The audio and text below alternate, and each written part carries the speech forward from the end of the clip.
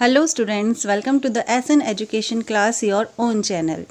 आज हम बात करेंगे वर्कबुक के लेसन नंबर 7 रिस्क की, जो कि एक पोयम है और जो जेनेट रैंड ने लिखी है।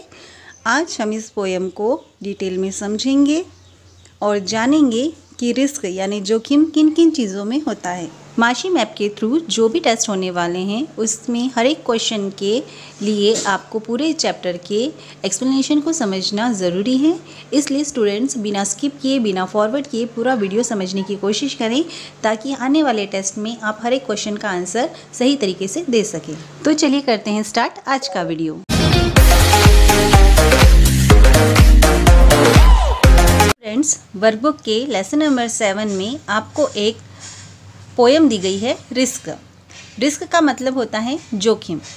रिस्क यानी यहाँ पे ये प्लूरल वर्ड हो गया है, यानी बहुत सारी जोखिम, बहुत सारी चुनौतियाँ। अब यहाँ पे इसके जो यानी कविता या इस पैसेज की जो राइटर या पोएट हैं वो हैं Janet Rand.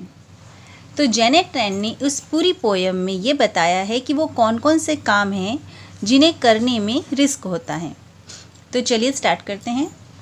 To laugh is to risk appearing the fool. हंसने में रिस्क है, जोखिम है। अपियरिंग द फूल, मूर्ख दिखने का, यानी जब हम हंसते हैं ज़्यादा मात्रा में तो हम मूर्ख दिखाई दे सकते हैं। एक ही समय में ज़्यादा देर तक हंसना वो कहलाता है मूर्खता का प्रतीक। To weep is to risk appearing sentimental. रोना एक जोखिम है जो दिखाता है आपके भावुकता को।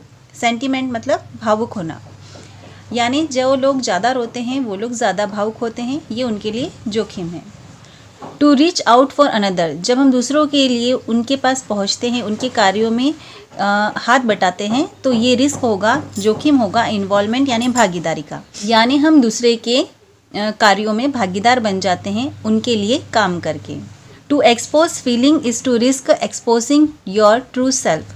जब आप अपनी फीलिंग को, अपनी भावनाओं को एक्सपोज करते हैं, दर्शाते हैं, लोगों को बताते हैं, तो ये भी एक जोखिम है कि आप अपनी अंदर की सच्चाई को एक्सपोज कर रहे हैं, यानी आप अपने आप को सामने जाहिर कर रहे हैं। To place ideas and dreams before a crowd is to risk. अपने आइडियाज़, अपने विचारों और अपने सपनों को दूसरे लोगों के सामने यानी एक भीड़ के सामने रखना भी एक रिस्क है। बीइंग कॉल्ड नेटिव, जब हम देश के लिए, पूरी दुनिया के सामने, पूरी भीड़ के सामने जब हम अपने आइडियाज़, अपने विचार, अपने सपने रखते हैं, जैसे नेता लोग रखते हैं, तो वो लोग क्या कहलाते हैं? देशभक्त। To love is to risk not being loved in return. प्यार करना भी रिस्क है, क्योंकि आपको बदले में प्यार मिलेगा या नहीं इसका, यानी प्यार करने में भी जोखिम है कि बदले में आपको प्यार रिटर्न में मिलेगा या नहीं। To live is to risk dying, जीना भी रिस्क है मरने का, यानी हम जो जीवन जी रहे हैं उसमें कभी ना कभी हमें मरना है, तो ये भी एक जोखिम है। To hope is to risk disappear. Hope यानी आशा, आशा करना भी एक रिस्क है, एक जोखिम है निराश होने का। जब हम किसी चीज़ की बहुत आशा करते हैं, उम्मीद रखते हैं, तो हमें उसके लिए निराश होना पड़ेगा, ये भी एक जोखिम है। To try is to risk failure. कोशिश करना भी एक जोखिम है, फेलियर का मतलब असफल होने का। जब हम किसी काम के लिए कोशिश करते हैं तो उसमें जोखिम ये रहता है कि हम असफल ना हो जाएं।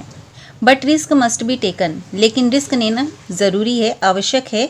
बिकॉज, क्योंकि द ग्रेटेस्ट हैज़र्ड यानी सबसे बड़ा जोखिम, हैज़र्ड का मतलब ये होता है जोखिम या चुनौती।